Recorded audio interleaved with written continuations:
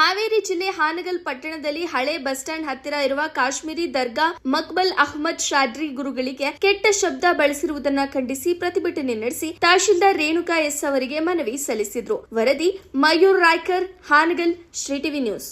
ಮನವಿಯನ್ನ ನಾವು ಪರಿಶೀಲಿಸಿ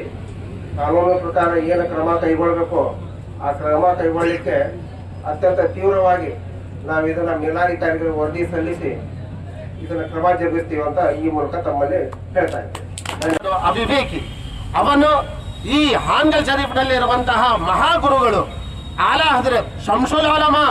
ಎನ್ನುವಂತಹ ಪದವಿ ಉಲಮಗಳು, ದೊಡ್ಡ ದೊಡ್ಡ ಉಲಮಗಳು ಬಿರುದು ಕೊಟ್ಟು ಒಂದು ಪದವಿ ಕೊಟ್ಟಿರುವಂತಹ ಮಹಾನ್ ಗುರುಗಳು ಆದ ಮಕ್ಬೂಲ್ ಅಹಮದ್ ಶಾ ಕಾಶ್ಮೀರಿ ಅಲಿ ರಹಮತ್ ರಿದ್ವಾನ್ ಇವರ ಬಗ್ಗೆ ಅವಹೇಳನಕಾರಿ ರೀತಿಯಲ್ಲಿ ಮುಖಾಮುಖಿ ಸಂಭಾಷಣೆ ಮುನಾಜರ ಅಂದರೆ ಮುಖಾಮುಖಿ ಸಂಭಾಷಣೆ ಮಾಡಲಿಕ್ಕೆ ಬಂದಾಗ ಅವರು ಹೇಳಿದ ಹಾಗೆ ಕೇಳಿದ ಹಾಗೆ ಅಲ್ಲಿಂದ ಓಡಿ ಬಂದಿದ್ದಾರೆ ಅಂತ ಹೇಳಿಬಿಟ್ಟು ಅವಹೇಳನಕಾರಿ ರೀತಿಯಲ್ಲಿ ಒಂದು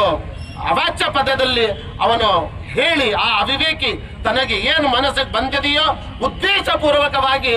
2020ರಲ್ಲಿ ಹಾಗೂ 1920ನಲ್ಲಿ ನಡೆದಿರುವಂತಹ ಘಟನೆ ಹಾಗೂ 1940ರಲ್ಲಿ ನಡೆದಿರುವಂತಹ ಘಟನೆ ಹಾಗೂ 2020